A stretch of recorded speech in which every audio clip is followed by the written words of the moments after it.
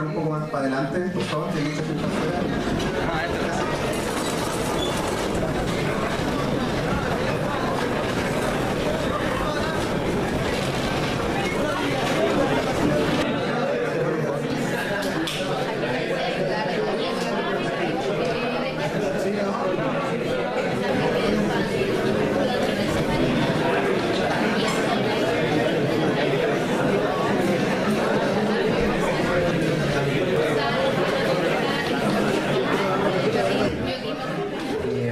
Buenas tardes a todos los asistentes. Estamos en presencia de Claudio Venegas, psicólogo de la Universidad de Chile, coordinador y editor general de la revista Cáñamo, y la profesora Alejandra Muñoz, académica de planta de la Universidad Central, psicóloga social, quien nos va a dar su versión desde su disciplina sobre el tópico que hoy está en discusión. Los dejo con los expositores. Gracias. Hola, ¿se escucha atrás o un micrófono mejor? ¿Aló? ¿Se escucha? Sí. No, así va algo fuerte.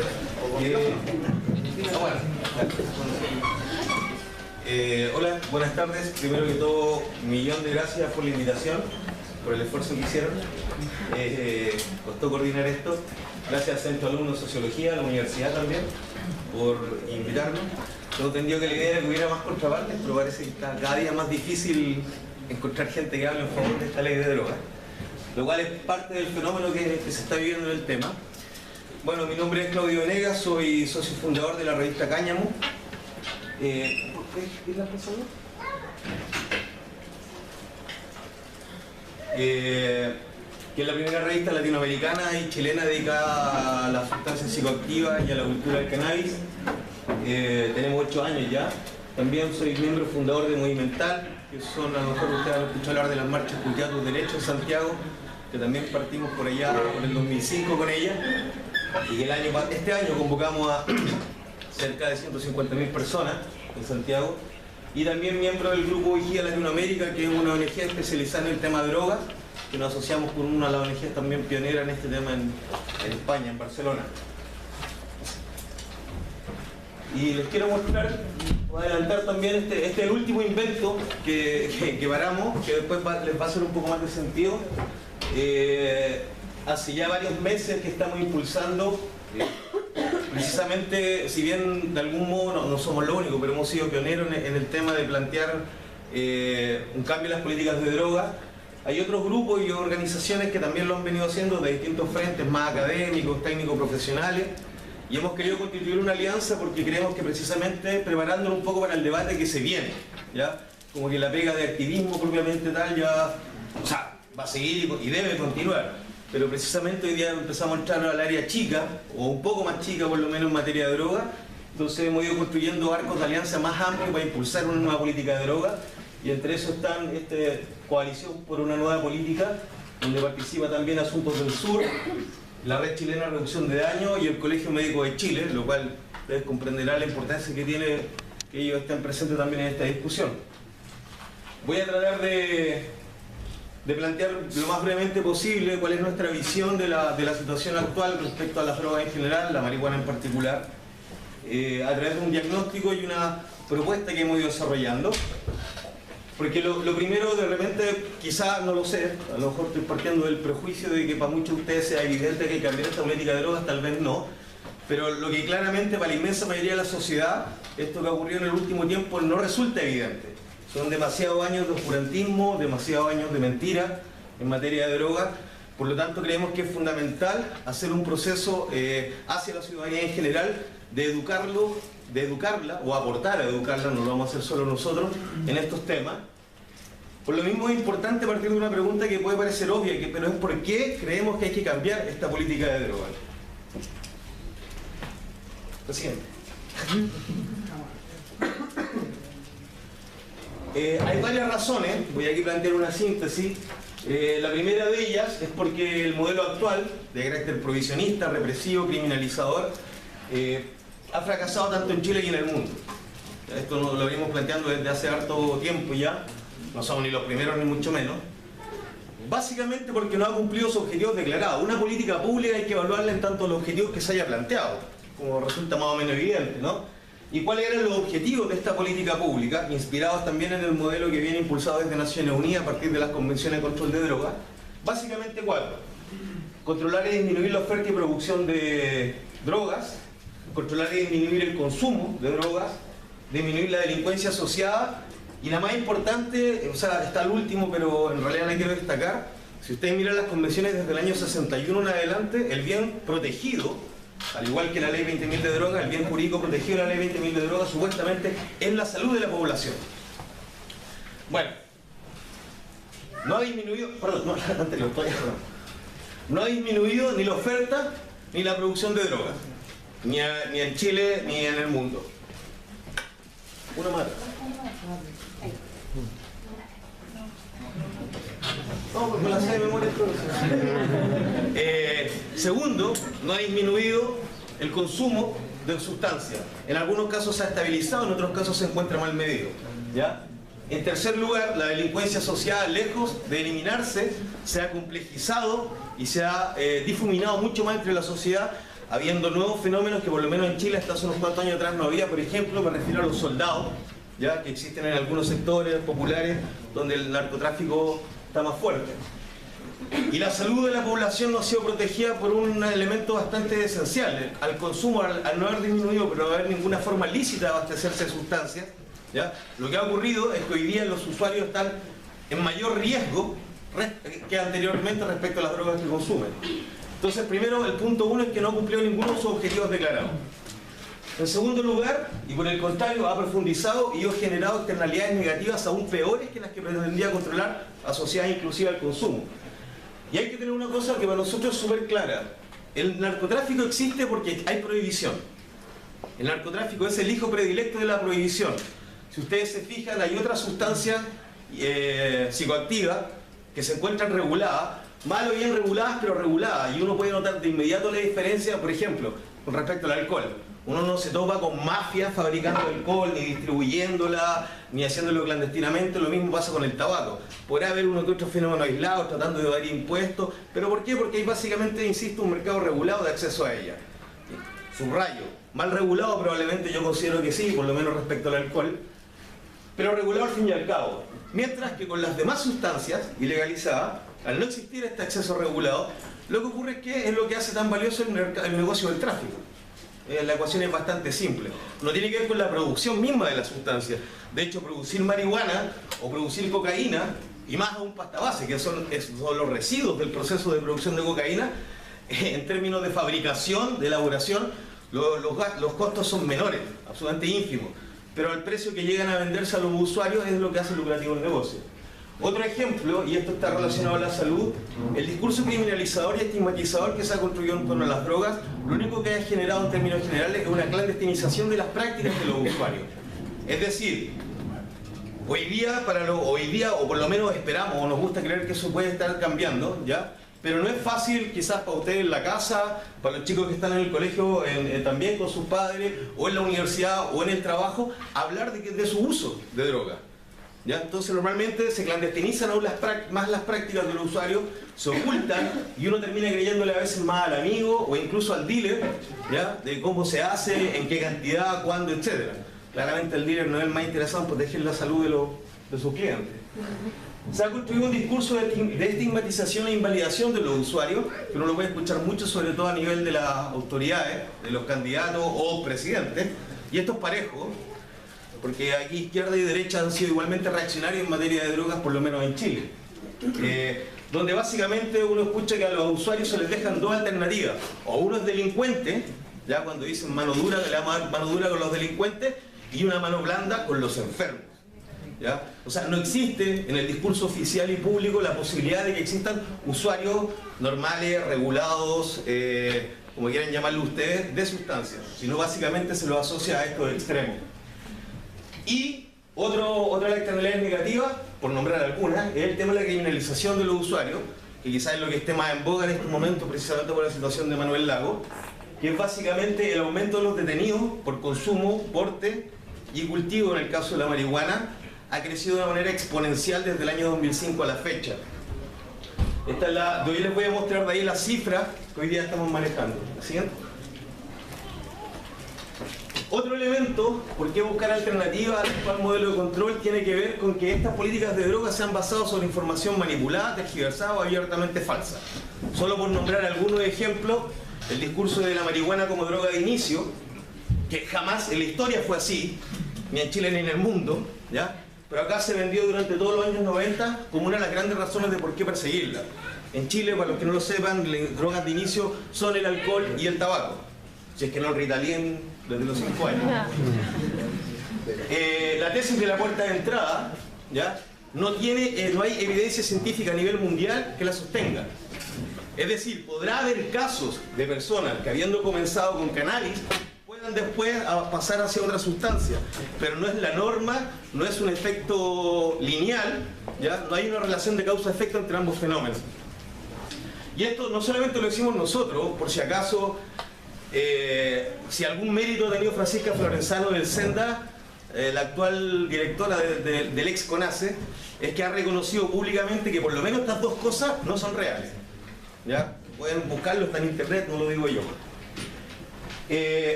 Otra muestra de lo manipulada o lo tergiversada que hay la información es que la marihuana, el año 2008, por obra y gracia de la señora Bachelet, haya sido colocada en la lista 1 dentro de las sustancias de alta peligrosidad, que, no sé si algunos lo saben o no, hay un listado, y dentro del primer rango de categoría están las sustancias que supuestamente más tóxicas o más daño generan, donde están ahí otras como la heroína y la cocaína.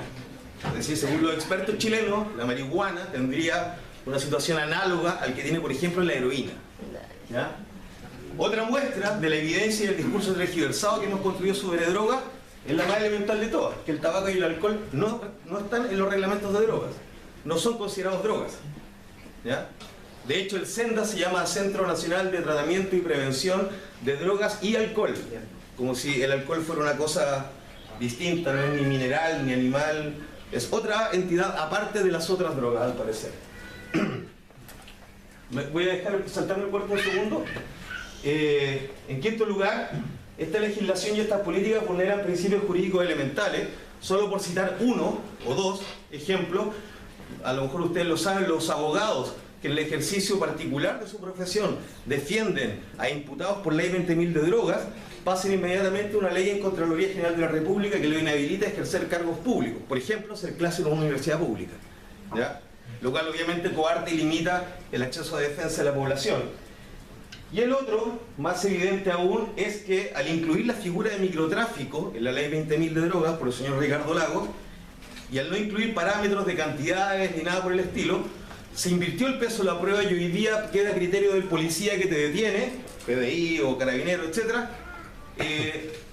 definir si uno o no está microtraficando al menos. Y no se olviden que, según la definición de la ley 20.000, en Chile todo es tráfico. O sea, si yo le regalo aquí un pito a Andrés, por ejemplo, lo vamos a hacer, es un ejemplo. Y aunque Andrés fuera mi hermano consanguíneo de toda la vida, pero yo el acto de regalarle yo a él un pito sin que medie ninguna relación comercial, en Chile se llama tráfico de drogas. ¿Ya? Que a veces la gente cree, no, esto no es tráfico porque le estoy convidando solamente si mi amigo se lo regalé. Eso es tráfico. ¿Ya? Entonces, ¿qué es lo que pasa? Al final, todas las personas que portan o que son sorprendidas portando sustancias o que son sorprendidas consumiendo o compartiendo con alguien, con un amigo, etcétera, de acuerdo al criterio de la autoridad que te detiene, que son los carabineros o PDI, que no necesariamente se destacan por su buen criterio, uno es culpable de microtráfico y tiene que demostrar en la justicia que es inocente. Esta es la única ley donde uno es culpable hasta que se demuestre lo contrario. ¿Ya? Y por último, es un enfoque económicamente caro e ineficaz. ¿Ya? Ineficaz porque ya dijimos que no da resultados, no ha cumplido con los objetivos declarados que tiene. Pero además es carísimo, y aquí les quiero... ¿Puedo pasar a la siguiente? Ya, pero para no enredarte voy a leer un segundo. Esto es lo que antes les quería mostrar. Esta información de la división de... Perdón, ya no se llama División de Seguridad Pública del Ministerio del Interior, ahora se llama Subsecretaría del Delito del Ministerio del Interior. Estas son las estadísticas oficiales que están tipificadas de este modo, no un resumen. No habla tampoco de, ojo, no se confunden, esto no es solo de una droga en particular o marihuana. Aunque uno podría presumir que la mayoría de los casos, por ejemplo de cultivo, claramente es marihuana. Consumo, porte, cultivo, tráfico. Si miramos las estadísticas globales del año 2002 a la fecha, ya tenemos más de 10 años, lo que claramente establece una tendencia, tenemos que en total el 75% de los detenidos por infracción a la ley de droga corresponde precisamente a las categorías de consumo, porte y cultivo, ¿ya? Y apenas un 24% en total a tráfico. Y el año incluso 2012 fue tanto que esta cifra, la primera categoría, superó el 80% de las detenciones. Dicho sea de paso, otra violación que hay de la ley. En Chile, la ley 20.000 establece claramente que un usuario sorprendido consumiendo drogas en la vía pública no necesariamente debe ser detenido. Es más, podría ser solicitado su identidad, confirmado su domicilio y ser citado a tribunales, como cuando uno le pasa una multa de tránsito. Sin embargo, tenemos claro que Carabineros y el PDI tienen un énfasis precisamente en los consumidores. En el caso del cultivo, esa cifra de los 1.600 cultivadores detenidos, no estamos hablando de 1.600 mafias, ¿ya? Ni 1.600 redes de tráfico. Chile no es Colombia, Chile no es México, ¿ya? Y quizás lo más elocuente de todo es la cantidad de detenidos por porte. Vean cómo ha ido creciendo desde el año 2002, desde 4.400. El 2005 precisamente se pega un salto increíble hasta los 15.000, que va increciendo hasta llegar hoy en la actualidad a 54.000 detenciones. Esto precisamente demuestra el punto que yo les planteaba respecto a que la persecución legal de la política de drogas ha estado centrada esencialmente en los usuarios de sustancias y no traficantes. Quiero decir algo que para nosotros es súper importante. En el tema del tráfico, como aquí está tipificado, está incluido microtráfico y tráfico, ¿ya? Tampoco hay que hacer la caricatura de que estos 15.000 personas que están acá son todos grandes traficantes, está lleno de Tony Montana, Scarface, jalando con billetes de $100. Esa no es la realidad de Chile. Lo que esta cifra está engrosada precisamente por una inmensa mayoría de personas de sectores populares que han visto en el microtráfico principalmente una forma de subsistencia. Seguramente ustedes lo deben saber, en Chile más del 50% de las hoy día es por infracción a la ley de drogas.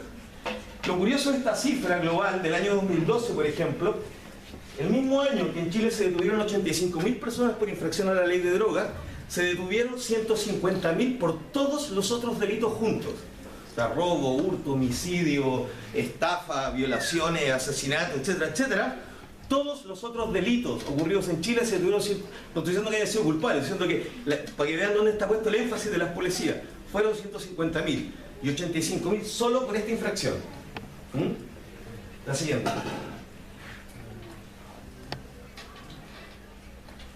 Esto es del año 2012, si uno desagrega esa información y hace un ejercicio muy simple, ya, de dividir los detenidos por días del año, resulta, y aquí uno se da cuenta de la magnitud de lo que estamos hablando.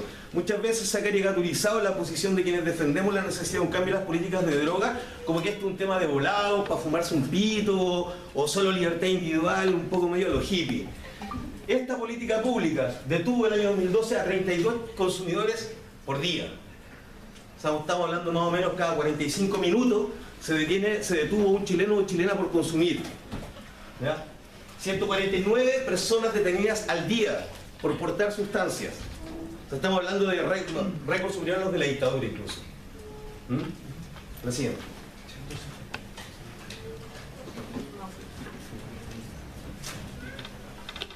Y esto es lo que le quería mostrar, el tema de los costos. Nosotros hicimos un análisis en base a un estudio de CONACYT del año 2006.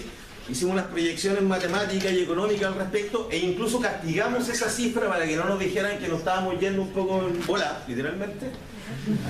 Y resulta que detener, porque las detenciones no estamos considerando cuando están presos en los costos para gendarmería, ni los costos de análisis para el Instituto Médico de Salud cuando analizan drogas, nada.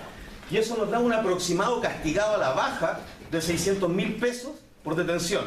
Si ustedes hacen simplemente la suma, tenemos que el año pasado costó por lo menos 40.000 millones de pesos la detención de las personas por consumo, porte o cultivo.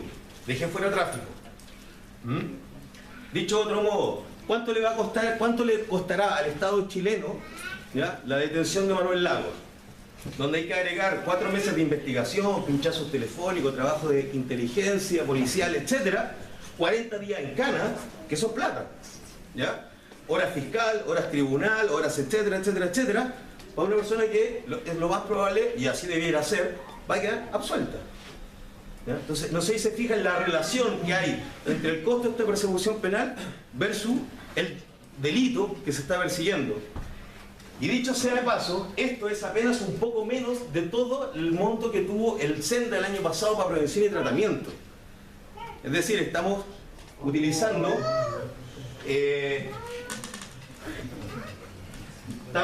se gastó la misma plata en perseguir esencialmente usuarios que la que se utiliza en prevención y tratamiento. Y lo que uno escucha es decir, no, que el tratamiento no es suficiente, que siempre es necesario más, y uno dice, la lógica indica, ¿por qué entonces gastar esa misma plata en un trabajo perdido y no invertirlo donde pueda ayudar más? Que precisamente sería haciendo buenas campañas de prevención, por ejemplo.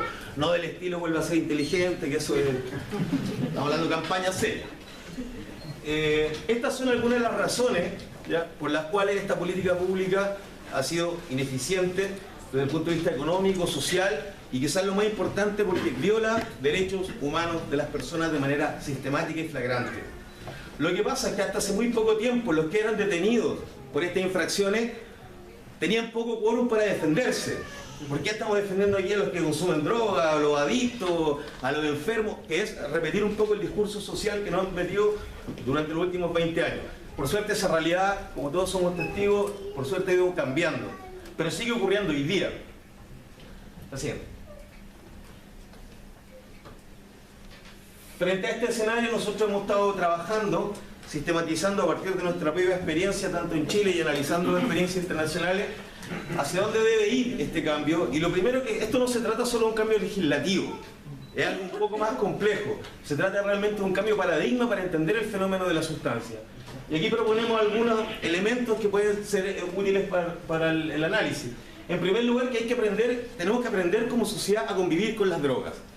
Estas han existido desde siempre y los seres humanos las han usado desde siempre. De hecho, hay no pocas teorías que lo explican el desarrollo de la humanidad, si no es con la presencia de sustancias. ¿Ya? Eso es así de simple. El problema drogas es conceptualizado así, es una conceptualización que no tiene más de 60 años de antigüedad. Hay veces que la gente, sobre todo gente, no sé, sus padres, los padres de sus padres, se compraron el cuento de que esto siempre ha estado prohibido, siempre ha sido malo, y no, la prohibición es un invento de mediados del siglo pasado. De hecho, hasta antes de eso ustedes podían comprar cocaína, ¿ya? Se vendía junto con la aspirina en la farmacia, ¿ya? La heroína se llamaba heroína porque era una sustancia que iba a venir a resolver todos los males de la humanidad y se suministraba también con no poco control. De hecho, bueno, quedó la situación que quedó después. La marihuana, ¿qué decir? Estamos hablando de miles de años de historia a nivel mundial en el uso de cannabis. Segundo elemento, un nuevo enfoque sobre drogas, y esto es particularmente importante para el momento que estamos viviendo, tiene que ser construido sobre dos elementos centrales, o tres. Primero, en respeto a las garantías constitucionales y derechos humanos elementales. En segundo lugar, basada en evidencia científica, que es lo que en esta discusión ha faltado. Y por último, con participación social.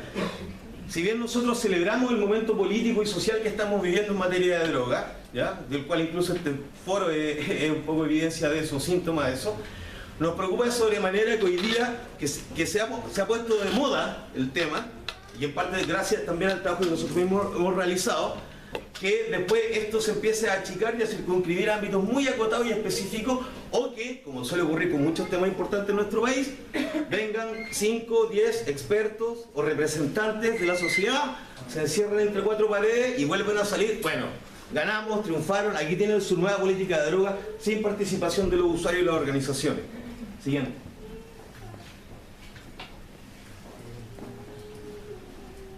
Hay que ampliar la actual mirada criminalizadora represiva hacia una mirada de carácter sociocomunitario, cultural, que ponga el énfasis precisamente en las posibilidades de las personas, no en las drogas. Nosotros siempre lo hemos dicho, las drogas no son ni buenas ni malas, solo hay mejores o peores decisiones de las personas respecto a las drogas. Y ahí donde deberían ser puestos los énfasis preventivos. Debe ser una política de drogas que cambie el paradigma y que promueva la autorregulación y la autonomía de las personas. Esto no es una receta mágica, no la hay. Son fenómenos sociales complejos y altamente dinámicos. Solo para darle un dato, el año pasado la Junta Internacional de Control de Estupefacientes de Naciones Unidas detectó la existencia de 50 nuevas drogas. Y ese es más o menos el estándar que por año van descubriendo. O sea, aquí no hay una política para, listo, vamos a abordar la cocaína, la pasta, la marihuana y estamos ok, y de aquí para adelante tenemos para 20 años. No, hay que construir una mirada que es mucho más dinámica que eso. En Chile, por ejemplo, no tenemos el fenómeno de la heroína. ¿Podría eventualmente algún día llegar? Tal vez. La marihuana tampoco es autóctona del país, también llegó desde afuera. Y las prácticas de su consumo también vinieron desde afuera. Tiene que ser, como lo dije, una política que promueva la participación de los usuarios en la elaboración de las políticas, planes y campañas de droga.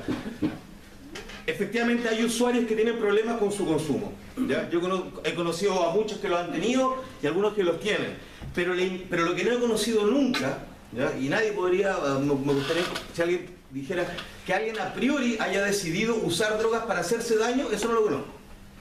Sí, gente que ha llegado a hacerse daño con su consumo, entre otras cosas precisamente por no haber tenido dispositivos de ayuda o de relación, que le permitan ayudar a controlar, limitar o regular sus prácticas. La siguiente.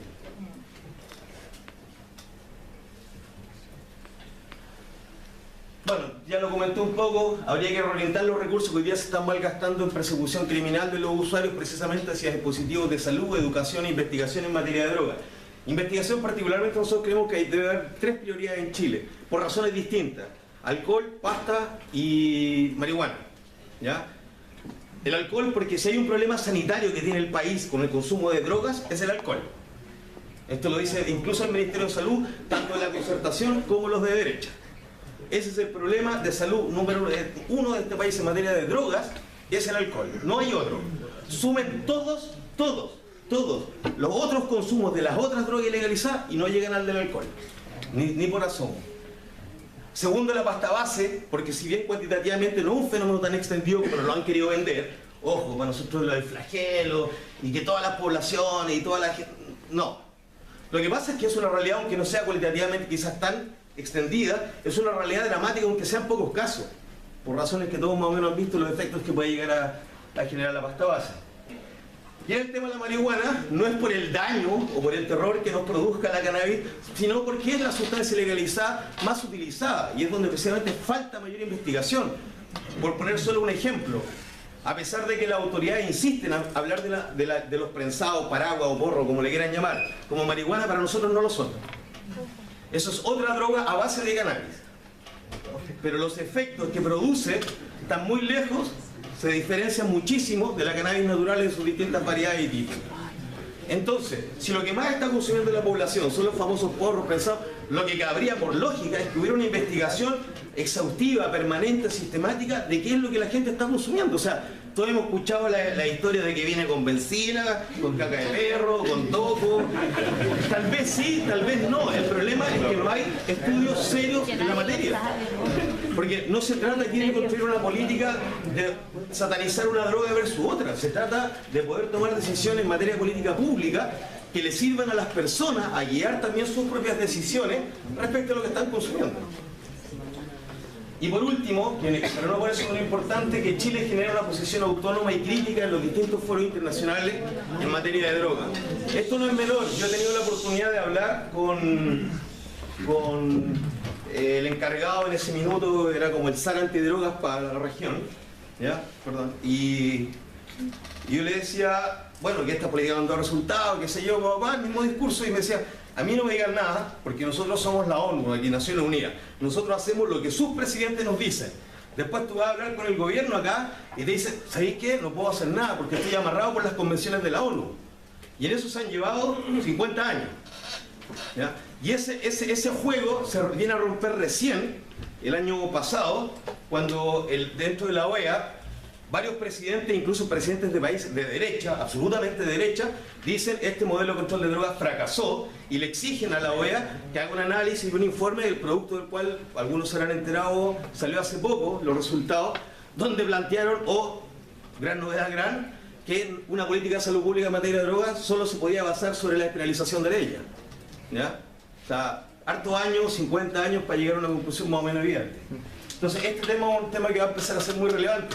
Más aún lo que está pasando con países como Uruguay, que están planteando, desafiando todas las convenciones internacionales. Eso es la prueba evidente de que se podía hacer, ¿ya? O lo que pasa en Holanda, que si bien ellos están suscritos a las convenciones internacionales, también tienen modelos alternativos, Portugal, Suiza, Estados Unidos, es decir, ¿ya? Y Uruguay acá más cerca, donde el propio presidente dice el Estado va a producir la marihuana para toda la población. Entonces, Entonces, pero en algún minuto de la discusión vamos a tener que enfrentar también un debate internacional, porque efectivamente esto hay que construirlo con una mirada regional, ¿ya? América Latina en particular, ustedes saben, estamos al revés, como en el norte están más los consumidores, pero acá se produce el 70 o 80% de las drogas más importantes que se consumen arriba, ¿ya? Entonces, y tenemos fronteras que son vulnerables. Por lo tanto, efectivamente hay que construir una mirada regional. Lo que no quiere decir, dicho sea de paso, que yo se lo he escuchado a esto a Ricardo Lagos, que ahora se dio vuelta y ahora está de nuestro lado.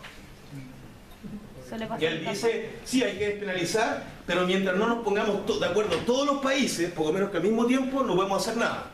Nosotros decimos, no, eso no es real. Al revés, podemos presionar e ir construyendo con los otros países, pero sin dejar de nosotros poder avanzar en otro tipo de legislación. Vale. Voy a ir más rápido ahora para que sea más conversada la cosa. La siguiente. En base un poco a estos principios. ¿Sí? Por favor. A ver. Narcotráfico. Voy a mencionar algunas cosas que son propuestas por una nueva política de droga. Insisto, si el narcotráfico existe porque hay prohibición, la única forma más efectiva de combatir el narcotráfico es regulando el acceso a las drogas. Regular no significa manga ancha, no significa que se vendan los kioscos. Regular significa, para cada sustancia será distinto, y probablemente partiremos y la que será más rápido avanzar sobre la marihuana, pero hay que regular el acceso a ella. Yo sé que esto suena medio extraño, pero cuando hablamos, por ejemplo, de lo que hacen en Europa con los heroinómanos, donde hay salas de venopunción higiénica administradas por el propio Estado, donde se les provee o de heroína de buena calidad o de metadona en el caso de los pacientes, lo que se está haciendo es regular el acceso a esas drogas. No es promoverlo, no es que los cabros chicos anden pinchándose, no es eso, ¿ya? Y eso, efectivamente, bueno, de hecho, un fiscal regional lo dijo en Santiago hace poco, que él creía en la tesis de que a las personas con problemas de adicción, lo más sensato era que el Estado les proveyera las drogas. Si no, íbamos a seguir incurriendo en esta espiral de que no tengo para mantenerme, entonces robo, le compro a un dealer por sustancia de mala calidad, me hago más daño, vuelvo a robar y etcétera, ¿ya? En el caso de la marihuana, efectivamente quizás sea lo que esté más avanzado o más en boca de todos. Eso se puede y se debe hacer a través de distintas medidas. Y esto quiero ser súper claro, porque como está de moda, la solución fácil es decir, el problema de la marihuana se resuelve con autocultivo. Ya, eso no es verdad. El autocultivo debe ser una de las medidas para regular el acceso a la marihuana. Absolutamente, es fundamental, pero no es la única. Porque ese discurso, para lo único que sirve es para alimentar otros contradiscursos, como el del señor Orrego, ¿ya? Y que es razonable hasta cierto punto cuando él lo plantea, dice, no, porque lo del autocultivo es, bueno, disculpe la autorreferencia capitalina, pero eso es de Plaza Italia Barriga, ¿ya? Eso es para gente ABC1. Y tiene razón. Porque los sectores populares, donde tienen casas de este porte, donde viven 3, 4 en un dormitorio de 3x3, ¿van a pedirles que tengan un metro cuadrado para cultivar? Donde probablemente estén colgados la luz, le vamos a pedir además que ahora se cuelguen 2 veces para suministrarle luz al indoor. No, lo es viable. Lo que efectivamente hay que construir distintas alternativas. El autocultivo es una, fundamental e importante. Pero hay también que avanzar en las asociaciones de usuarios de cannabis. O los clubes sociales al estilo de los que existen en España, donde se constituyen corporaciones sin fines de lucro que de manera colectiva cultivan y administran esa cannabis solo para los socios de esa asociación, ¿ya? De manera regulada, estricta, con controles, dando la cara, porque ese es otro tema. Dice, no, pero es que yo no quiero que sepan que soy usuario. Nadie es amigo, y menos en países como el nuestro, de andar poniendo un poco alumbrándose. Sin embargo, también tenemos que poner algo de nuestra parte para hacerle entender a la otra gente que no somos ni delincuentes, ni enfermos, ni nada, ¿ya? Entonces, efectivamente, tendremos que nosotros en un minuto decir, ok, voy a la municipalidad, soy autocultivador, aquí está mi nombre, pago mis derechos, ¿cuánto? 50 lucas, ahí están las 50 lucas para que se haga prevención con eso y puede ir un fiscalizador cuando gusta revisar mi cosecha, mis cantidades, mis metros, etc.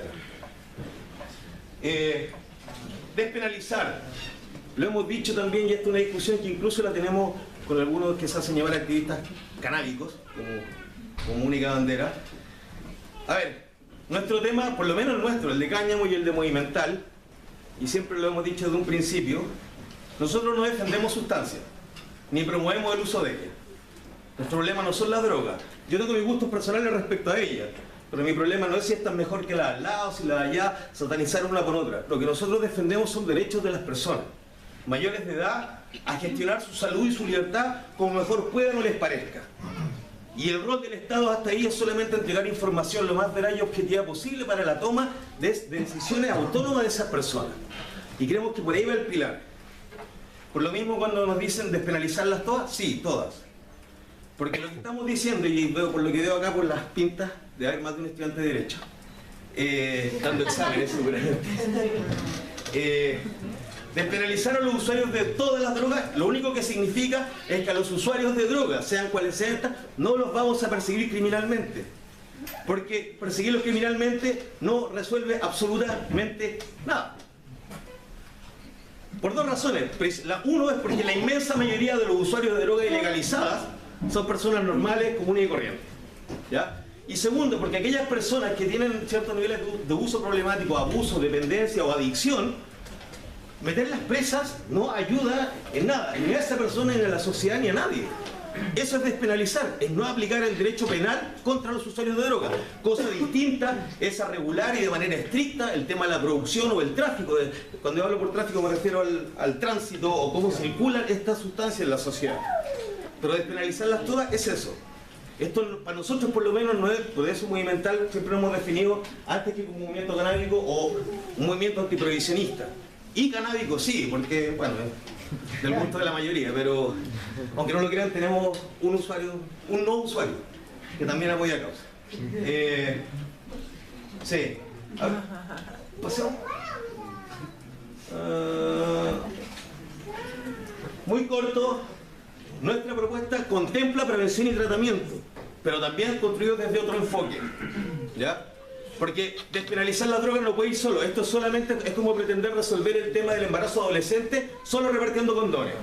Esto tiene que ser acompañado o solo entregando la píldora del día después. Esas cosas tienen que ir, pero tienen que darse en un contexto de reeducación de la población en materia de drogas.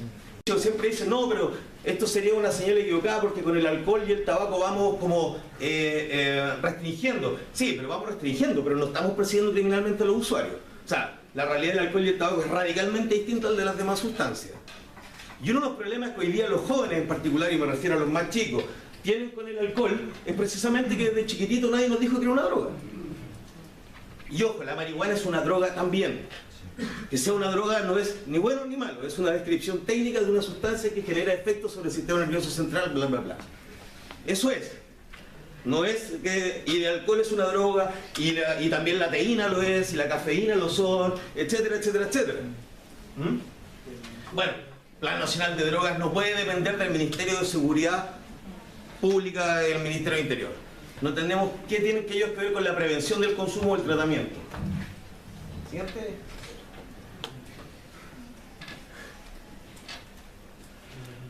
Bueno, un nuevo método de clasificación sobre drogas que las incluye a todas, ¿ya?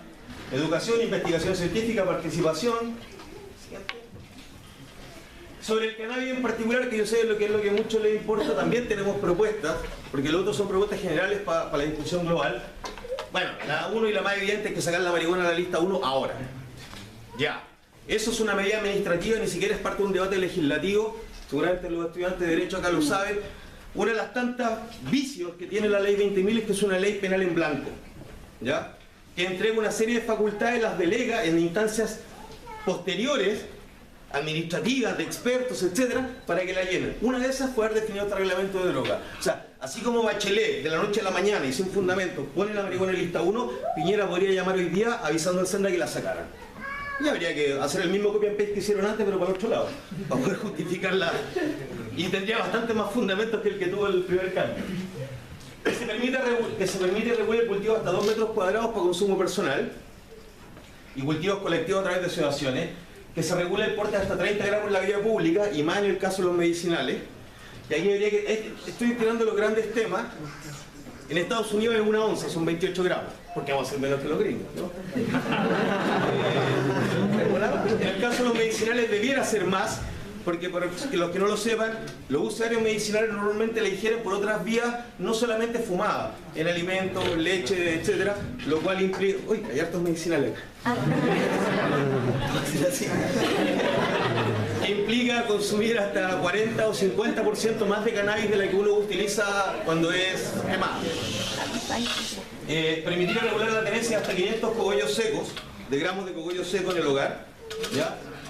Eso significa, para los que le parezca poco, a un cálculo de 0,33 gramos por pito, que es lo que más o menos maneja Naciones Unidas y lo repite Senda, es como tener 4 pitos al día durante 365 días al año. O sea, eso es una pena en los días.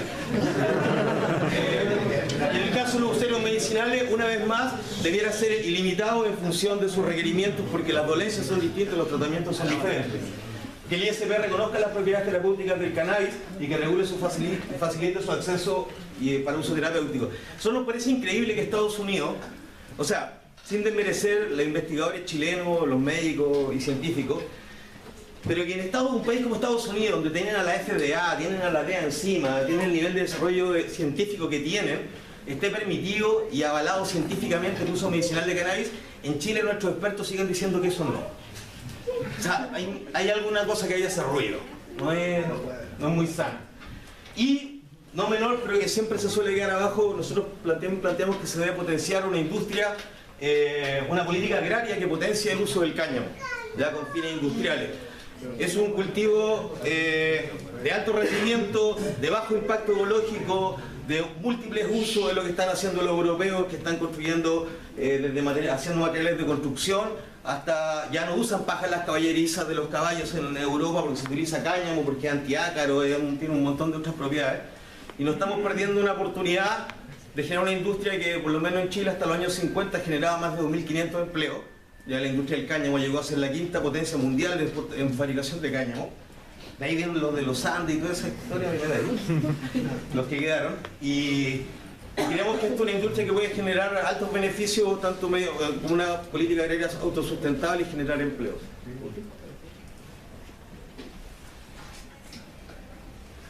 No, siguiente. Cosas más técnicas, fiscales. Bueno, eso. Un mensaje: las drogas que están prohibidas por ser peligrosas son peligrosas porque están prohibidas. Ese es por lo menos nuestro planteamiento. Gracias.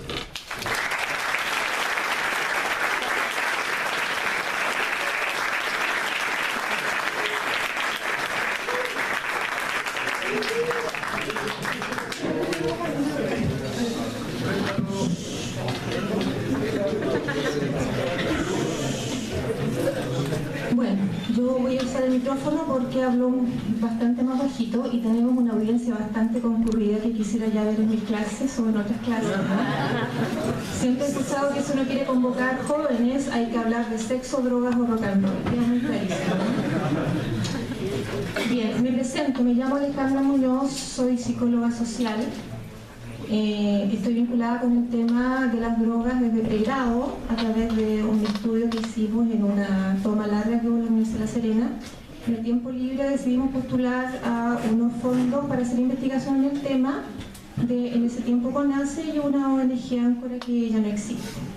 Posteriormente hice mi práctica profesional en la unidad de tratamiento de alcohol y drogas del Hospital de Coquimbo.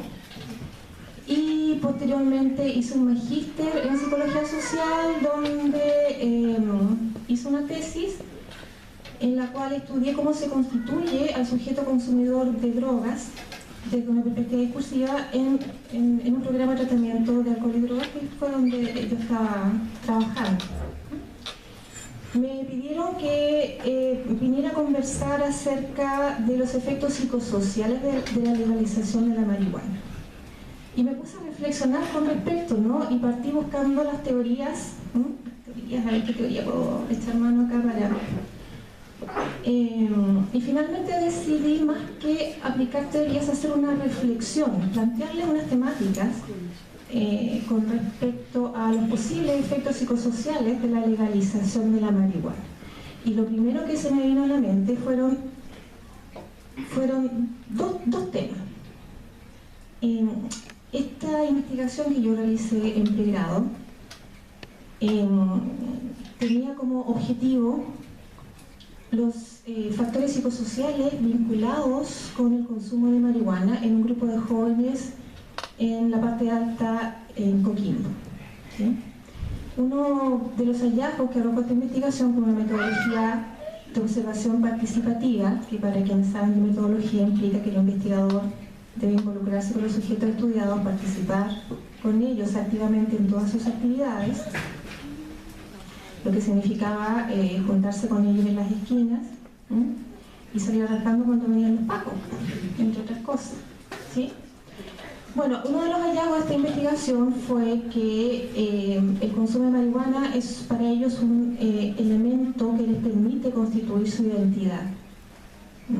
Asociado con su grupo de consumo, la marihuana era un símbolo que les permitía a ellos sentirse parte de y sentirse alguien en su contexto social, ¿no? Hasta el punto en que ellos habían decidido tatuarse la hoja de marihuana en el brazo.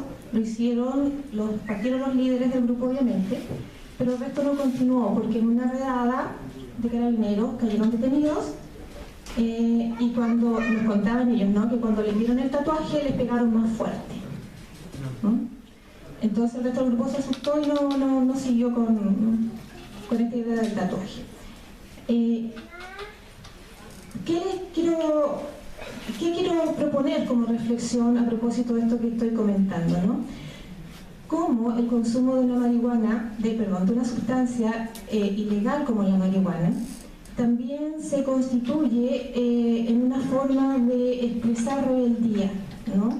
Expresar transgresión, algo que es muy necesario durante el periodo de la adolescencia, ¿no? La psicología del desarrollo del adolescente muy bien nos aclara que es parte de esta etapa la búsqueda de esta identidad, ¿no? De identidad que toma distancia de los valores, los principios familiares, ¿no? Y comienza a explorar fuera de la familia, ¿no? Entonces hay un proceso de transgresión, se transgreden los límites familiares, se transgreden las normas, ¿no? La transgresión de las leyes también en distintos grados. Y el consumo de marihuana, porque hay que ser choro, ¿no? Hay que transgredir un poco, si no eres pavo, ¿no? Entonces, fíjense, la legalización de la marihuana ya no sirve para transgredir, porque es pobre, ¿cierto? Claro, en ese sentido, ¿no?, viéndolo como elemento de transgresión, dejaría de serlo, ¿no? Entonces yo me imaginaba, pensando en todo esto, dándole la vuelta a esto, ¿no? ¿Han visto que en el mall hay un McDonald's? Al lado hay un Mac Café. Yo me imaginé al lado un Mac de iguana. Se convierte en un producto de consumo, mercantilizado como cualquier otro, ¿cierto? Estoy pensando en las consecuencias de la legalización, así echando a volar un poco la imaginación. Bien. Sí. Lo otro que les quería comentar y reflexionar un poco es a propósito de la tesis que les comentaba de mi magíster. Me llamó muchísimo la atención uno de los hallazgos. Yo trabajé con análisis de discurso desde la perspectiva del socioconstruccionismo, ¿no? Se propone que la realidad se construye a través de ciertos discursos socialmente disponibles. En el tema de alcohol y drogas, los discursos oficiales son los discursos provenientes del Ministerio de Salud, ¿no? Hay distintos estudios que hicieron algo similar a lo que yo hice en mi tesis, fundamentalmente un estudio de Gino Grondeman y Juan Sandoval, que han estado trabajando en esta temática de la construcción social del fenómeno de las drogas en Chile. Y uno de las conclusiones es que en Chile se construye al consumidor de drogas en general, y en particular de la marihuana, como un sujeto que no tiene conciencia, ¿no? Es inconsciente, no sabe lo que hace. Por lo tanto, el terapeuta está encargado de hacerle ver, ¿no? De hecho, las primeras etapas del tratamiento, el rol del terapeuta es hacer conciencia acerca de lo que estás haciendo y cómo te estás haciendo daño a través de este comportamiento. Si el sujeto no tiene conciencia de lo que hace, mucho menos puede tener conciencia acerca de qué es lo que necesita para sí mismo o acerca de cuál es su problema y por lo tanto acerca de cuál es la forma más conveniente para resolver su problema, ¿sí?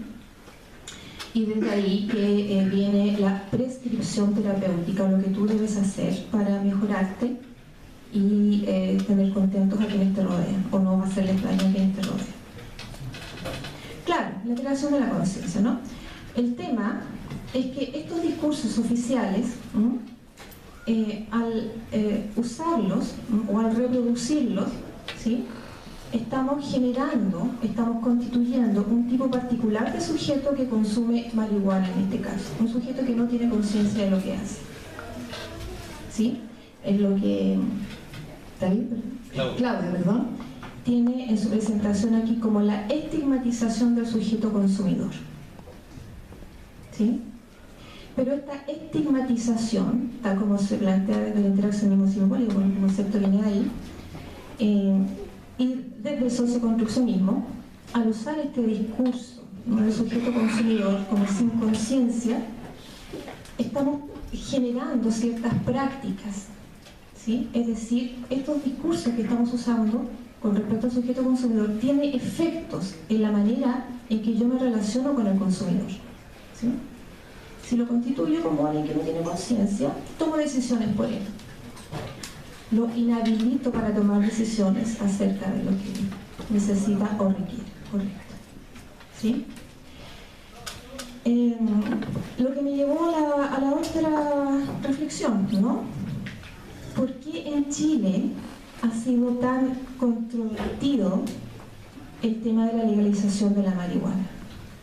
Y no así, por ejemplo, y por qué el tabaco lo puede comprar cualquiera, prácticamente cualquiera en cualquier lado. 16, 18 años, ¿qué tenía? 18, a comprar tabaco. Pero en el caso de la marihuana, miren, ¿no?, estamos aquí porque se está debatiendo el tema, ¿no? Afortunadamente se está debatiendo, el tiempo atrás era un tema tabú, ¿sí? Ya hay una apertura, ¿no? Pero ¿por qué ha sido tan complejo, no? Bueno, un artículo de Juan Sandoval Moya, académico de la Universidad de Valparaíso, me parece que está.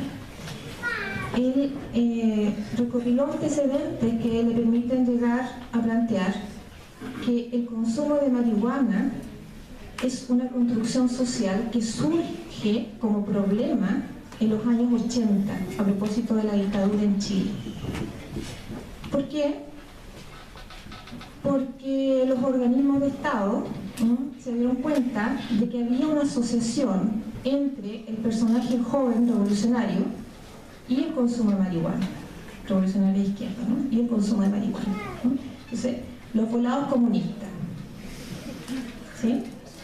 Esta asociación, ¿no?, entre los movimientos de izquierda opositores al gobierno militar fomenta entonces esta imagen del consumo de marihuana como una transgresión, ¿no?, a los poderes que se imponían en ese momento. Entonces, hay una historia aquí en Chile que nos permite entender también qué es lo que ha dificultado tanto una apertura a discutir acerca de la temática. ¿Qué más les cuento? Por último,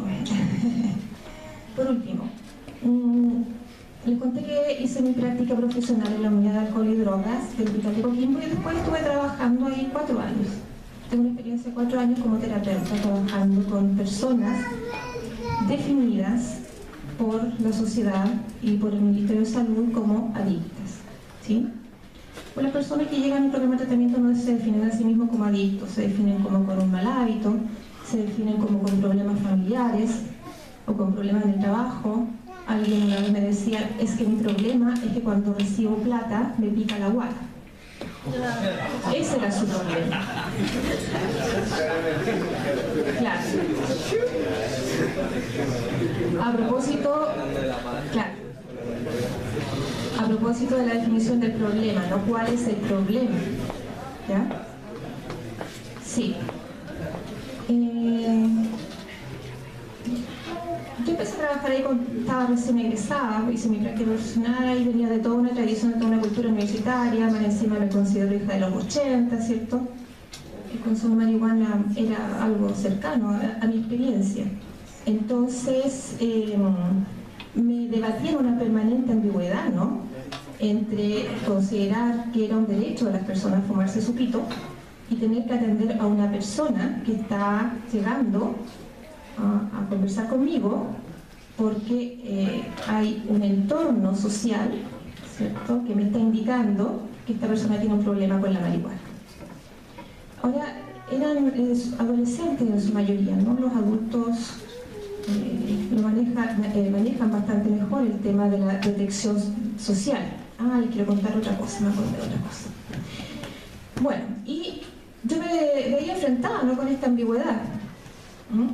Y un terapeuta que una vez me supervisó, alguien le pregunté, mira, yo veo que el paciente está ambiguo porque llega acá y me dice, mira, yo fumo marihuana, pero no tengo un problema con la marihuana, pero al final igual tengo un problema porque todo...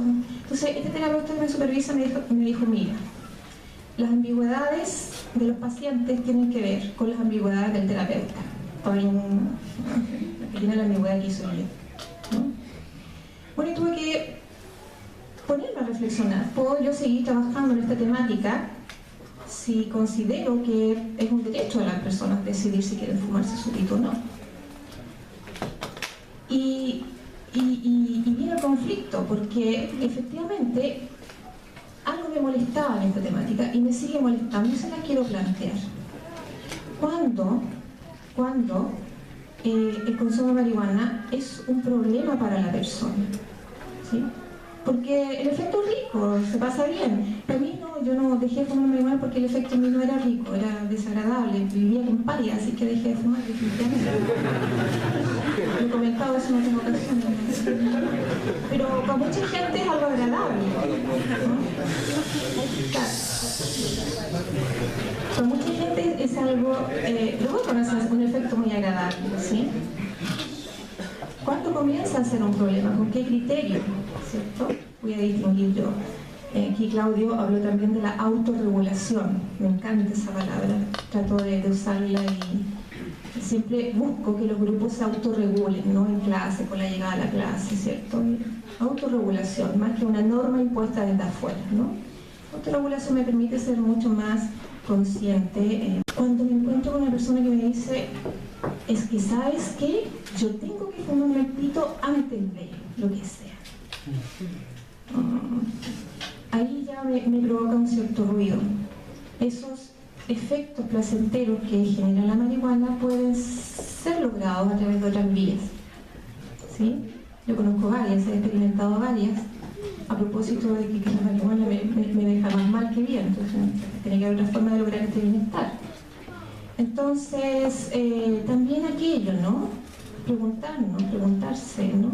Y en ese sentido, creo que la legalización de la marihuana permitiría también generar dispositivos de ayuda más que de opresión, ¿no? Pero ayuda en qué? En autorregulación, a distinguir cuándo esto se me está volviendo un imperativo, ¿no? Más que un bienestar. ¿Sí? Ya. Y lo otro que les quiero contar es lo siguiente. El año pasado tuve la suerte de guiar un grupo de tesistas que querían investigar sobre la marihuana. Y ya, como ya estoy estigmatizada con el tema de la marihuana, de hecho por eso estoy acá ahora, ya, a ver, guiémoslo con el tema de la marihuana. Y no, profes, que nosotros conocemos, ya, yo lo primero que le pregunto a los tesistas, ¿con qué grupo de sujetos, con qué sujetos van a trabajar? ¿No? Porque esta idea abstracta está muy bonita, pero yo soy metodóloga y cualitativa. ¿En qué sujetos? ¿En qué tipo de sujetos quiere investigar este fenómeno? No, profe, lo que pasa es que nosotros conocemos unos profesionales que son consumidores. Yo no he visto tesis que investiguen acerca del consumo de marihuana en profesionales. Así que ya, pues, ¿y por qué? Hay muchos profesionales que están dispuestos a hablar, a mostrarse, ¿no? A salir del closet de la marihuana. Salir del closet no solamente tampoco saliendo la marihuana en otros closets, ¿se han dado cuenta? Bueno, pero los profesionales es más difícil, ¿no? ¿Ah? ¿No tanto? Ya, yo pensaba que por eso era difícil hacer investigaciones en el tema. Ya, cada vez más. ¿Sí? Sí, yo creo que hay una apertura al respecto, pero esto ha ido cambiando, no siempre es así. Bueno, y salieron los fondos concursables de gobierno regional que financian tesis en la temática. Y lo que pedía el gobierno regional era que alguna institución los respaldara. Alguna institución que esté vinculada con la temática, simplemente con una carta de apoyo. Muy sencillo. Simplemente nosotros, la institución tanto, damos el apoyo para que se realice esta tesis. ¿Y qué institución en Chile está relacionada con el consumo de marihuana? Senda. Vayan a Senda, yo conozco a alguien que trabaja allá, qué sé yo, ya nos contactamos con la gente de Senda y les va a interesar porque información con respecto a esto no hay. ¿No? Dijeron que no podían porque la temática era demasiado transgresora, así que no le dieron el apoyo a la tesis. ¿Y por qué? Me pusieron a reflexionar con los tesistas, ¿no? ¿Por qué no quieren apoyar esta tesis? Porque el consumo de marihuana, concluimos, ¿no? Claro, el consumo de marihuana, al estigmatizarse, supone que hay un sujeto que no tiene conciencia, y al no tener conciencia se genera daño a sí mismo y a los demás, va a ser incapaz de responder con las normas y por lo tanto va a ser incapaz de tener logros en la vida. Un grupo de profesionales demuestra todo lo contrario. En ese sentido es muy transgresora la tesis. Bien, eso es lo que yo les quería comentar. No sé si a alguno de ustedes les gustaría replicar, aportar con otras ideas, ¿no? Ah, muy bien. Los dejo entonces con ellos.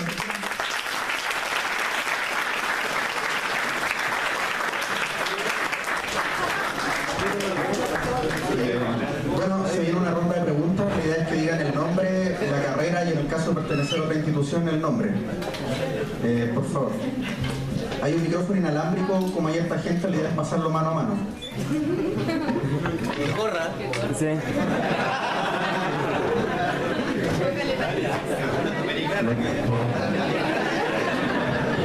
Y todos pueden hablar. Yo tengo una pregunta para Claudio, sobre todo también relacionada con el tema que hablaba la profesora, sobre el tema de la autorregulación. Que, por ejemplo, tú en la diapositiva hablaste mucho del tema económico, del tema legal, pero también hay un tema de fondo que también tiene que ver con el tema de la educación. Porque así como existirían problemas con la droga o como el alcohol, inclusive las drogas legales como el alcohol o el cigarro, también hay problemas con, por ejemplo, en Estados Unidos el problema con la comida rápida. Que tiene que ver que, claro, una cosa que es legal, que no es droga, no es nada, pero también provocan problemas también psicológicos como la adicción a la comida o a la Coca-Cola. Entonces quizá sería bien interesante analizar el tema sobre la educación. ¿Cuál también tendría que ser la política de educación con respecto a este tema? Si se tiene que ver con el tema de la educación regulada por el Estado o con la misma educación que hay en la televisión o con las campañas. Sí. ¿Preguntan varios para después comentar?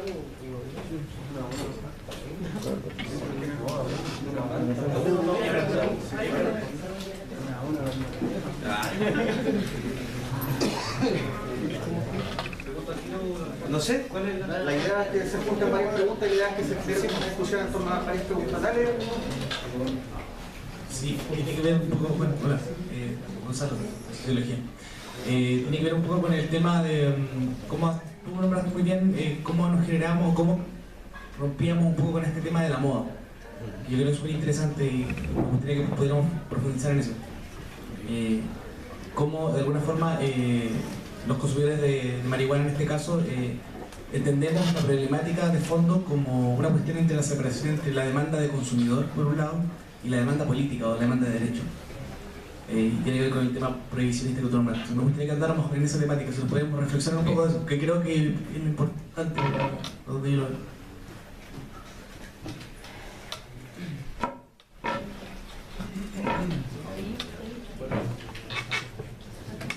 Buenas, mi nombre es Víctor Heredia, soy actual director y editor del periódico de arte y cultura El Papiro. Me gustaría saber principalmente por qué la marihuana lleva años siendo tan consumida, digamos, de la época de antaño, digamos, por qué hoy por hoy sigue siendo algo tan importante para nosotros, para la juventud, por qué es necesario legalizarla, por qué es necesario que la gente la consuma y eso principalmente. Gracias. Sí. A ver, con respecto al tema de la educación, a lo mejor me tocó pasarlo muy rápido, pero por ahí igual traté de poner el énfasis, por lo menos en nuestra hipótesis. Solo despenalización no sirve. ¿Ya? Que esto además es en respuesta a quienes se oponen a esto, que creen que aquí va a quedar Sodoma y Gomorra, qué sé yo. No, esto tiene que ser una de las patas del tema de la despenalización y regular el acceso. Otra pata yo creo que es la investigación, ¿ya? Para poder sostener nuestras tesis con mayor evidencia actualizada, renovada. Y otra pata es el tema de la educación de la población. Y comparto contigo, o sea, a mí me llama mucho la atención cuando uno escucha de repente posiciones más conservadoras, que uno las puede entender hasta cierto punto, de que te dicen cosas como, imagínate, si tenemos la escoba con el alcohol y el tabaco, ¿para qué tener otro problema más? ¿Ya? Como si no tuviéramos un problema porque hay una ley que dice que está prohibido algo. ¿Ya? Eso es precisamente querer tapar el sol con un dedo, porque la situación es totalmente lo contrario. Yo estoy seguro que a pesar de lo que dice la ley, yo salgo de aquí y no me demoraría más de 10 minutos en conseguir lo que quisiera. ¿O me equivoco? ¿Ya? Entonces, ahí una primera falacia. Una segunda falacia, y aludiendo al ejemplo que tú pones de la comida, donde dice, no, pero es que hace mal a la salud y los riesgos, etc. A ver, no conozco ninguna conducta humana que no comporte riesgos. El punto está, ¿por qué esos riesgos hay que regularlos vía el derecho penal? ¿Ya? Las leyes fueron construidas o sirven, son herramientas que se dan a la sociedad, pero son casi el último refugio de las sociedades. En principio, por definición, las cosas no son ilícitas o no debieran serlo. ¿Ya? Para poner un ejemplo, no hay una ley para cultivar tomates, ¿ya? Ni una ley para cultivar perejil y un compendio de leyes para cultivar cada una de las verduras y hortalizas en este país. ¿Ya? No está penalizado, no es ilegal hacerlo. Distinto es si tú quieres eso, colocar una fábrica que se lo va a vender a tercero porque hay que cumplir ciertos parámetros, etcétera, digamos. Yo nunca voy a olvidar un ejemplo con mi hija cuando era muy chica. Tengo una hija de ahora tiene 8 años y como a los 3 o 4 años me meto a la pieza y la veo saltando de la cama hacia la alfombra y mi primera reacción fue, no lo hagas porque te vas a pegar. Y cierro y digo, cuando yo cierre, va a volver a hacerlo. O sea, entonces le dije, a ver, mira alrededor tuyo, corre los muebles que tengan puntas, coloca cojines, ok, dale, sigue saltando. ¿Ya? Eso es el principio que yo creo que ha faltado, que nos ha faltado como sociedad autocuidarnos. Y comparto contigo el tema en general, con respecto a la comida, respecto a la vida sana, al deporte. Pero pensémoslo de otro lado. Si sabemos que todo eso es bueno, ¿por qué a nadie se le ocurrió hacer una ley que nos obligue a hacer deporte? Pero que nos obligue. O sea, que llegue un pago a tu casa en la mañana, vamos poniéndonos el buzo, la zapatilla, o que llegue un inspector municipal al asado el fin de semana a controlar cuántas longanizas te comiste, cuánta sal, porque te hace mal. La sal mata más de 10.000 personas al año en este país. ¿Por qué no hay una? No solo no hay una ley que la prohíba, ni que detenga a los que la producen, etcétera, ¿ya? Porque, para bien o para mal, no podemos vivir en una sociedad así. Hay márgenes de riesgo, ¿ya?, que no pueden estar por sobre otros derechos como el derecho a la libertad y el libre ejercicio de ella, creo yo. Y son las complejidades de vivir en democracia y en sociedades libres, ¿ya?, que no son perfectas. Esto, por eso yo insisto mucho, lo que nosotros estamos planteando, esto no elimina a cero los problemas, ni con esto jamás va a haber alguien que se pase de la raya con la sustancia. No sé, yo siempre pongo un ejemplo porque no sé si lo vi en la tele hace como el año pasado, al final, una señora que en su auto en una pasarela por una autopista se metió por la pasarela de la gente, no sé si alguien lo vio, y quedó una pasarela que tiene un ángulo recto de 90 grados. O sea, ya no sé cómo metió el auto ahí, ¿ya? Y no intuyó que no era para auto, eso, pero llegó hasta arriba y se quedó atrapada. Es muy loca la gente. Y sí, o sea, estamos hablando de fenómenos que tienen que ver con quizás el componente más inestable de la naturaleza que somos nosotros mismos, ¿ya? Donde nos equivocamos, donde metemos las patas. Pero yo reivindico el principio errorista que nos define como especie, ¿ya? Tenemos derecho a equivocarnos. El problema no es meter la pata, sino poder sacarla rápido, ¿ya? Y creo yo además que el rol del Estado cuando uno mete la pata es estar ahí. Porque cuando uno en todas las familias, cuando tiene el hijo cacho o la oveja negra, no lo dejáis tirado. Para eso son los estados, para eso son los países. Menos en un país como este, donde la cancha no está pareja para nada. O sea, pero concuerdo plenamente contigo, hay que refundar la noción del autocuidado y la autorregulación. La gente se debiera cuidar en muchas más cosas. Porque, por ejemplo, aquí es súper bien visto que la gente trabaje 50 horas a la semana, te aplauden. Pues mira, el que llega primero y se va al último. El trabajador modelo. Yo no sé si eso es sano. O la persona que está preocupada exclusivamente o no tiene vida social, o no participa en la actividad de la universidad y entra y sale de clase solamente porque está, no sé, o sea, uno depende de dónde se ponen esas barreras, ya podríamos discutir sobre muchos aspectos si son sanos o no. O sea, Groucho Marx, un humorista de principios del siglo pasado, decía que la primera causa del divorcio es el matrimonio. Y tiene lógica. Si alguien está en contra del matrimonio, bueno, que elimine el matrimonio, o sea, en contra del divorcio, que elimine el matrimonio, y se haga el problema. ¿Ya? Pero no vivimos en una sociedad que es como la que tenemos, que es debatible, perfectible, y hay una responsabilidad social de todos en participar en ella. Y lo vinculo al tema que estabas planteando tú, lo que me refería a la moda, para que no se malentienda, no lo digo por el tema en particular de Lagos. ¿Ya? De hecho, nosotros hemos estado ayudando y cooperando en levantar también un poco ese trabajo. Tiene que ver con, lo digo principalmente por mi temor a los políticos tradicionales en este tema. Porque ya hasta hace un año atrás éramos los yonkis, los adictos, los no sé qué, los volados, etc. Y ahora está más de moda que nunca en la cuestión. Pero ahí es donde me empiezo a asustar porque, o sea, bienvenido sea que se sumen. Lo que pasa es que hay que estar muy atentos porque muchos se han ido por la discusión más facilista de este tema. O sea, sin ofender a nadie, pero voy a poner ejemplo en todos los lados, ¿ya? Por si acá. La J ahora está planteando el tema autocultivo como una bandera de lucha. Yo vuelvo a insistir, el autocultivo no basta. Si me van a dar una ley de autocultivo, vamos a seguir peleando, vamos a seguir parando marcha, porque lo que queremos, ya lo expliqué antes, el autocultivo no sirve para todos, sirve para algunos. Y no solo por sectores populares, también porque hay gente que no tiene las ganas, o como yo, no tiene el talento, ¿ya? Para cultivar. Yo prefiero una asociación de usuarios, soy más flojo, más vago si quieren, como quieran, pero entonces, y en el otro extremo, Alberto Espina, que hizo de las drogas y la política antidelincuencia su bandera de lucha en su carrera política, hoy día anda diciendo que sí, que hay que perfeccionar, me parece el descueve, pero ¿qué es lo que Espina entiende por perfeccionar esta ley? Lo que me preocupa. Y yo quiero que cuando Espina la quiera discutir de nuevo, no solo nos inviten a hablar 5 minutos a una comisión del Senado. Tiene que haber procesos de participación mucho más directos y de fiscalización de la sociedad en ese debate. Porque si no, lo que va a ocurrir, se van a poner de acuerdo, ¿no? Entre 5 o 6, oye, para que no quede tanto la escoba, listo. Mira, estas las vamos a seguir prohibiendo a rajatabla. La autocultivo de los políticos para que no nos dejen de joder. ¿Y estamos con una política nueva de droga? No, porque yo también quiero que se fiscalice más y mejore a los que producen alcohol. Yo quiero que efectivamente haya fiscalización sobre qué es lo que viene en las cajetillas de cigarrillo. Eso es una política de drogas también. Entonces uno va a empezar a tocar intereses de otro tipo. Además, tampoco quiero que vengan y me vendan la cajetilla de 20 pitos en el kiosco. No es la salida que nos interesa a nosotros. ¿Ya? Y de hecho, no sé si lo saben, el grupo Res Pública, financiado por Andrónico Luksic, ni más ni menos, ¿ya? Acaba de sacar un libro entre una de sus propuestas de la legalización de todas las drogas de aquí a 10 años. Probablemente ya tienen patentada la cajetilla ellos. No me extrañaría porque hablan de impuestos para el alcohol, que paguen impuestos igual que el alcohol y el tabaco. ¿Ya? Entonces este debate no podemos dejarlo listo, ya está de moda, estamos ok, nos podemos ir para la casa, porque ya nuestras autoridades por fin, o sea, a mí me parece sospechoso que lleven años y recién se dan cuenta. O sea, ya eso... Claro, demasiada coincidencia. Ahora, por otro lado, bienvenido sea el debate. Ahí hay que estar. Ese es el juego que hay un poco en el tema de que nosotros estamos haciendo.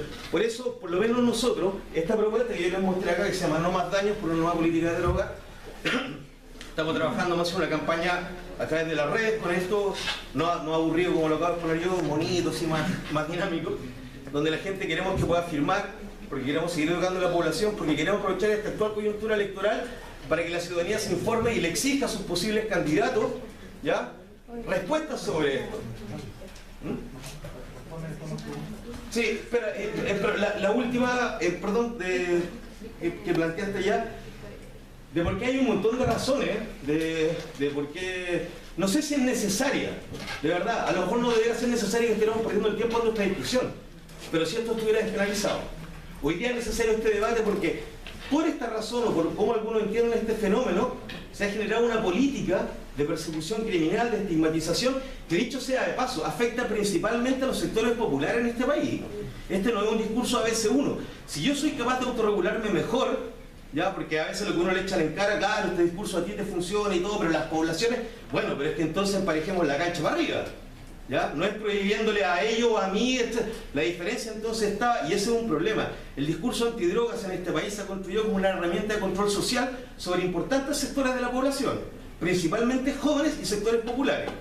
Porque esas personas, Manuel Lago, con todos los pesares que le está pasando, Manuel Lago va a salir de ahí y tiene su empresa, tiene su apoyo familiar, los amigos no lo han abandonado, no lo echaron de la pega, pero a los cabros en las poblas, cuando los agarran, que normalmente ya tienen su yayita para atrás, esos sí se quedan presos, ¿ya? Porque la segunda ley de drogas es peor que la primera.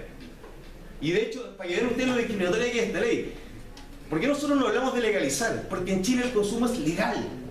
De todas y cualquier droga, mientras sea personal, exclusivo y próximo en el tiempo, ustedes pueden consumir lo que quieran. Heroína, tolueno, una mezcla de las dos, con whisky, no sé, da lo mismo. Lo que quieran. El problema es que no hay ninguna forma lícita de hacer eso, ese derecho que hasta esta ley te reconoce. Porque entonces, y de hecho, hagamos una cosa. Si a la gente lo que quiere es que no consumamos drogas, prohíban el consumo y a ver qué pasa. Pero prohibamos todos los consumos de drogas. O sea, que si prohibieran el alcohol, hay una guerra civil en 2 días. ¿Conocen algún evento social que no se haga con el alcohol? O sea, de la parada militar para adelante se le inicia con qué? Con un cacho de chicha. Entonces, yo no sé, no es que hay que legalizar. Lo que pasa es que esta prohibición está trayendo costos muy grandes. Ahora, ¿por qué hace tantos cientos de años y se extiende su consumo? Bueno, yo comparto con lo que decía la profesora, y esto es súper importante, yo lo recalco, la marihuana es una droga, y como cualquier droga no es inocua, no es cero riesgo, no hay ninguna sustancia psicoactiva que no tenga un margen de riesgo, pero debe estar dentro del margen de mi libertad poder controlar ese riesgo. Y eso es lo que hace para mí la diferencia entre una mirada y otra. ¿Ya? Porque hay algunos que, y lo digo con todo el respeto, pero dicen, no, porque sale de la tierra, entonces no es mala. Error. ¿Ya? Porque hay cosas que salen de la tierra y son tóxicas. Y por el contrario, hay cosas que salen del laboratorio. El ácido lisérgico, el LSD, tiene márgenes de seguridad más altos que la marihuana. ¿Ya? Imagínense si estamos hablando de ácido en este minuto, o sea, ahí sí que ya... No, esto es una apología. Pero es verdad, si lo imaginan desde ahí, el ácido lisérgico tiene márgenes de seguridad más grandes que la marihuana. Porque son por razones culturales y entre otras cosas controladas. Y yo creo que hay una cuestión muy de fondo, que no sería para otro debate, pero de verdad los seres humanos, por miles de razones, consumimos droga. Y nos relacionamos con drogas. O sea, vean donde hay una farmacia Salcobrano, al frente hay una luz verde y al otro lado está la humada. Esas son drogas también, para que vean. ¿Ya? Cafeína pura, como 10 está salido. ¿Ya? Las usamos. El tema es cómo nos relacionamos con ellas, es lo que creo que hay que educar. Sí, yo quiero agregar a lo que Víctor está preguntando. En algún momento dijiste tu pregunta